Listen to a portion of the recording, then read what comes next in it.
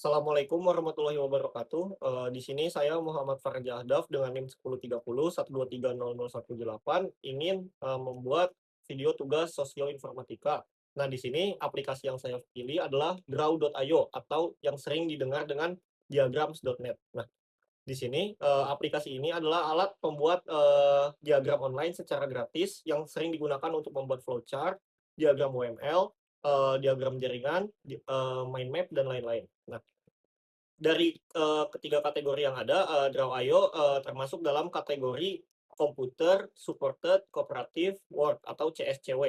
Nah, fokus utama CSCW adalah merancang dan memahami sistem komputer yang memungkinkan sekelompok orang untuk berkolaborasi dan mencapai tujuan bersama. Nah, kenapa sih Draw.io itu termasuk social computing? Nah, di sini perbedaannya terletak pada kata kooperatif atau kerjasama. Draw.io bukanlah alat seperti Microsoft Paint yang berdiri sendiri. Ia dirancang secara fundamental untuk terintegrasi dengan platform kolaboratif seperti Google Drive, OneDrive, GitHub, dan Confluence. Nah, inti dari social computing adalah persimpangan antara teknologi dan interaksi sosial. Draw.io menjadi sistem sosioteknis karena ia memediasi sebuah proses sosial yang krusial, yaitu proses tim dalam memvisualisasikan dan menyepakati sebuah ide yang kompleks.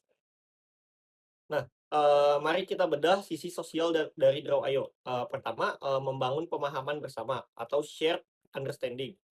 Ini adalah fungsi sosial utamanya. Ketika sebuah tim perlu merancang fitur atau alur sistem yang baru, akan sangat sulit jika hanya dijelaskan dengan kata-kata. Dengan menggambarnya bersama di Draw.io, tim secara sosial dipaksa untuk menyetujui dari kotak A panahnya ke kotak B atau C. Nah, kedua ada negosiasi dan konsensus. Proses membuat diagram adalah proses negosiasi sosial.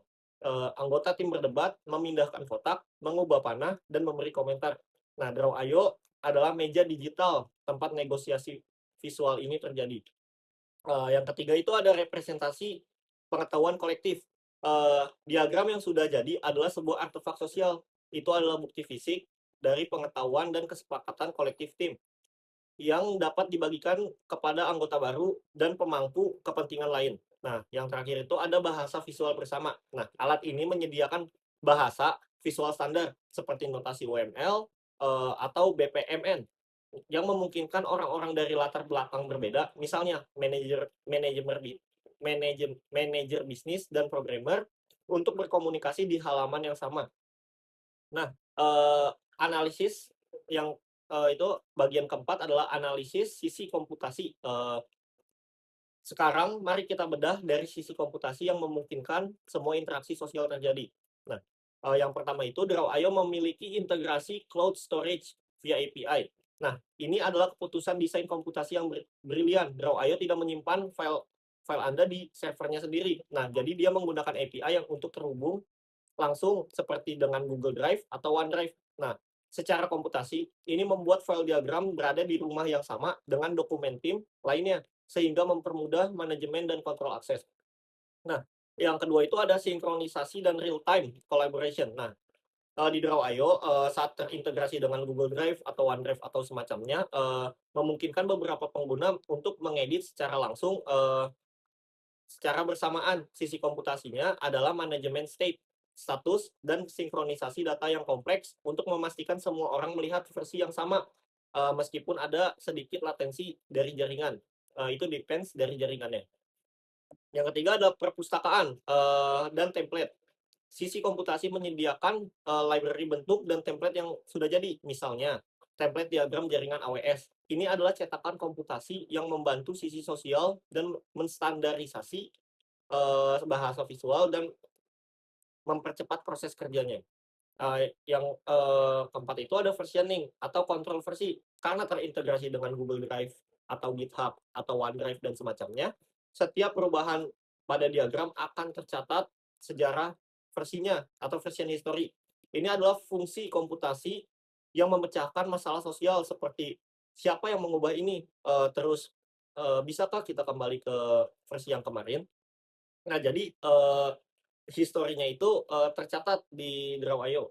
Nah, Mengapa hal ini penting? Karena, mengapa hal ini penting seperti aplikasi CSCW Draw.io ini, yang pertama itu bisa menggantikan whiteboard fisik. Dalam era remote work ini, tim tidak bisa lagi berkumpul di depan whiteboard atau papan tulis untuk berdiskusi kalau kerjanya remote.